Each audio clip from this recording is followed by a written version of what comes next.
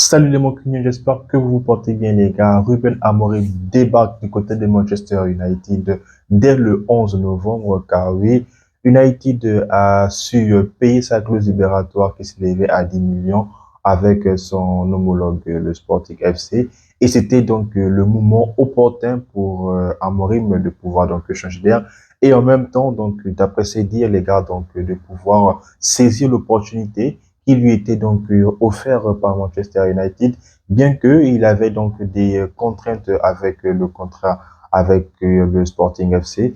Mais donc United a su donc payer, United donc a su montrer la détermination pour pouvoir donc faire venir le coach prometteur donc du Portugal. D'ailleurs, c'est l'un des meilleurs coachs portugais, si bien que José Mourinho, le Special One, l'a donc surnommé ainsi.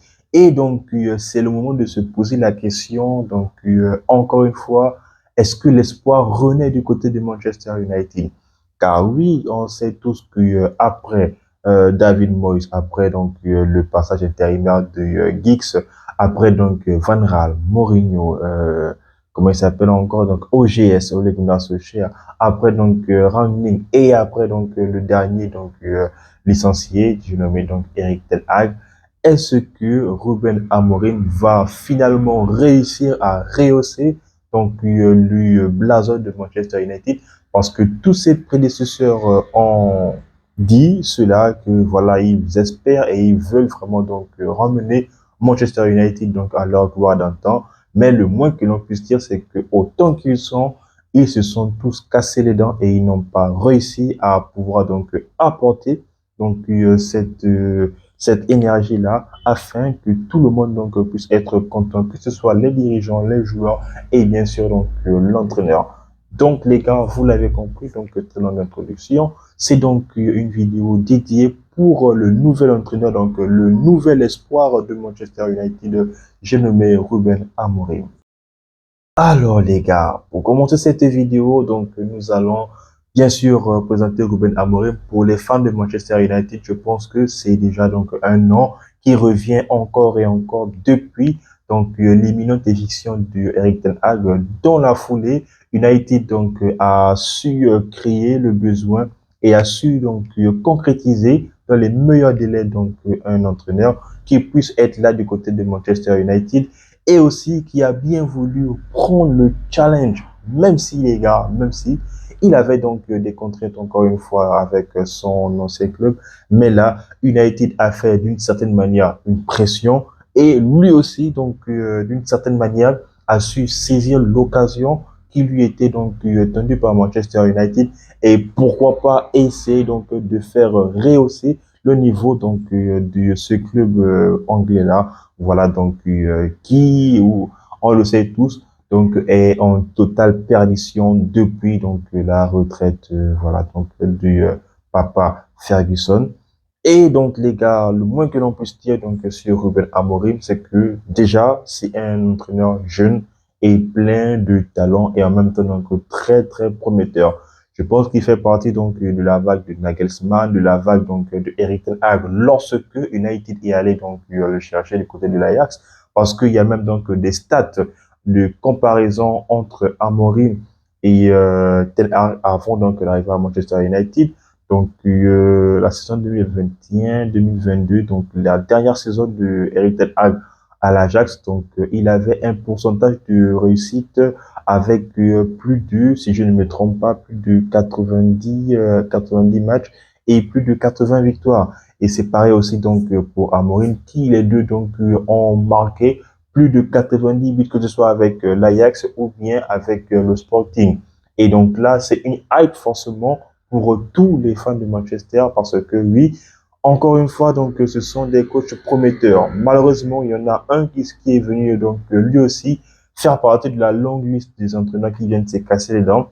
Et là donc un autre qui peut-être, voilà, encore une fois, peut-être l'espoir va renaître et peut-être qu'il va donc rehausser le niveau de Manchester parce que oui, il faut donc le reconnaître, les gars. Le moins que l'on puisse dire, c'est que celui-ci, en venant à Manchester United dès le 11, les gars, vient avec donc un bagage de champion en titre du côté du Portugal. À son actif, il a donc remporté 5 titres, dont 2 titres pour le titre donc de champion du Portugal, 2 coupes deux coupes donc du Portugal et une super coupe donc du Portugal. Donc 5 titres donc nationaux qu'il a engrangé, chose qui montre qu'il est donc un entraîneur, donc un grand entraîneur à en devenir. Et il le fait donc avec un effectif qui le suit depuis maintenant ses débuts lors de son premier club. Donc, j'ai oublié le nom de son premier club, les gars, vraiment désolé. Mais donc, il a tout raflé avec le Sporting. D'ailleurs, cette saison, il est encore parti sur des chapeaux de roue, sachant très bien qu'il a terminé la saison dernière avec plus de 85 points, les gars. Il a fini donc avec 90 points, 2 défaites seulement, les gars, sur 34 matchs, 2 défaites et 3 matchs nuls. 90 points que celui-ci a donc engrangé. Et cette saison-là, donc, c'est donc les 5 derniers matchs, c'est minimum 2 buts. Avec donc le quadruplé que voilà son bon petit Gyökeres a encore infligé face à son adversaire donc du moment. Et il est donc le meilleur buteur de la Liga NOS.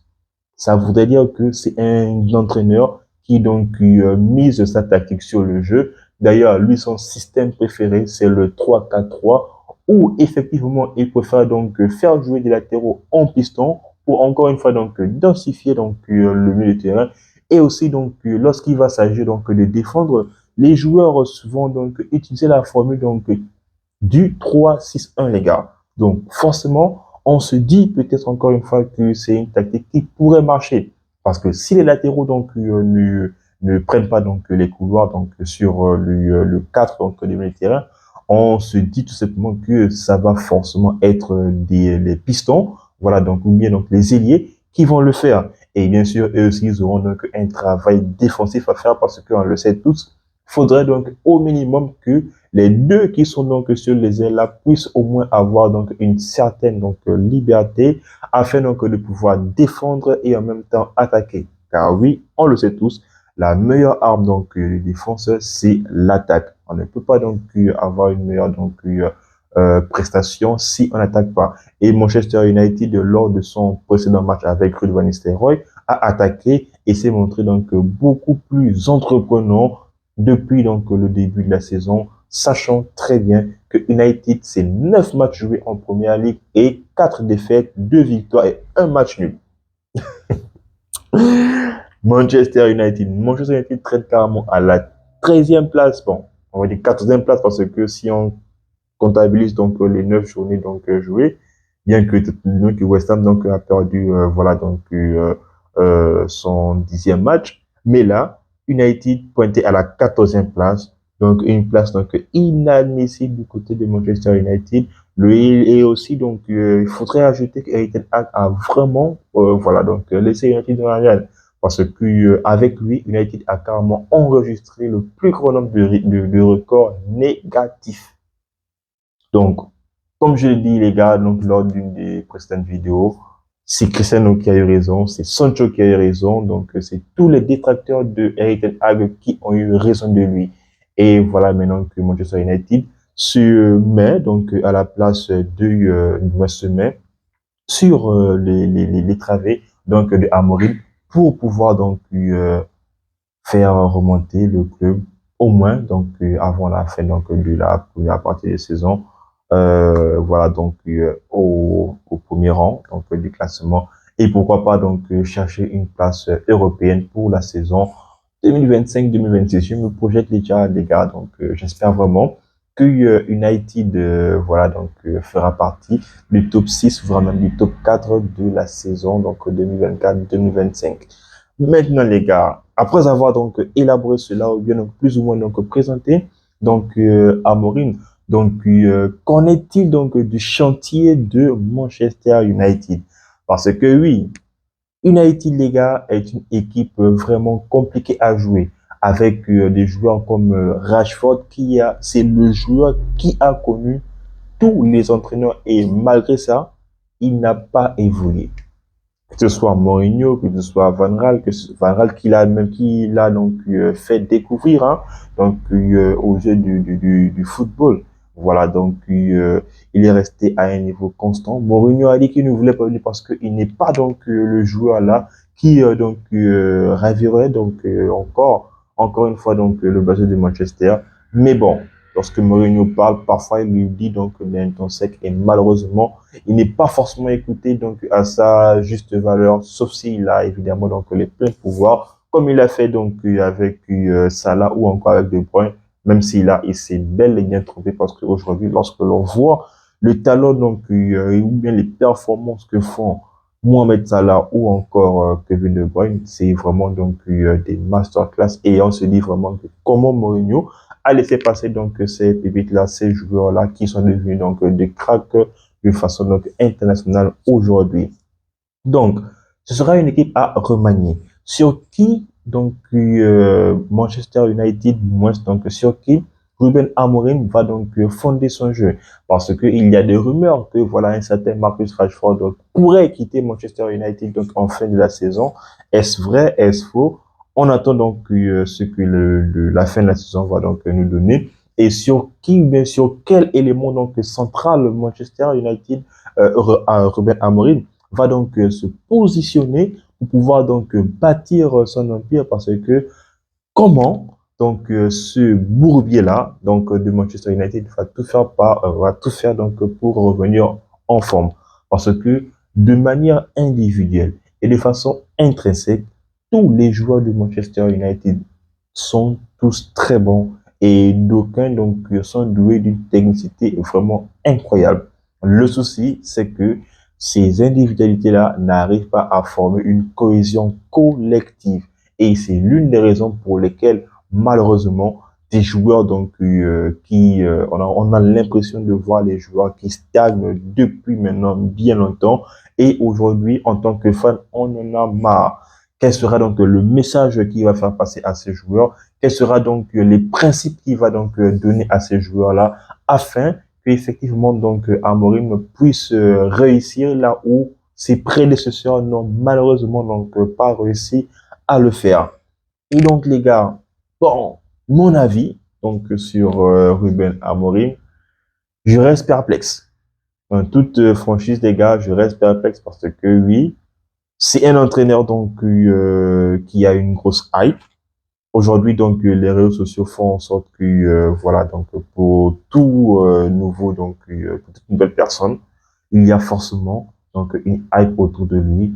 Et lorsqu'on vient à Manchester, on a l'impression que toute la grandeur, toute, comment on va dire ça, donc, toute la gloire que ce soit donc l'entraîneur ou encore le joueur avait lors de son ancien club, lorsqu'il vient à Manchester United, c'est comme s'il le perdait donc totalement. La preuve, nous avons Mount, nous avons donc Anthony, nous avons encore quel joueur qui, voilà, nous avons même Casemiro, donc voilà, et même sur Lolo. Et donc, comme je le dis, je reste donc perplexe. Va-t-il donc réussir là où ses anciens donc prédécesseurs ont échoué? Cela l'avenir donc nous le dira. De ma part, donc, du moment que c'est quelqu'un qui est à Manchester United, forcément, je suis content et j'espère donc vraiment qu'il réussira. Comme je l'ai dit, les gars, lors de l'introduction, un nouvel espoir donc renaît du côté de Manchester United. Donc, les gars, c'est ainsi que s'achève cette vidéo. On a donc essayé de faire le tour sur le nouvel entraîneur de Manchester United qui débarquera donc d'ici le 11 novembre. Et donc, pour son premier match, je pense que, alors, il va se déplacer pour Ipswich et on espère vivement donc une grande victoire au minimum donc du 3-0, qui sait. En attendant les gars, donc si vous avez aimé la vidéo, n'hésitez pas donc à nous le dire en commentaire. On s'abonne, bah on ne lâche rien et aussi tout ce qu'on les gars.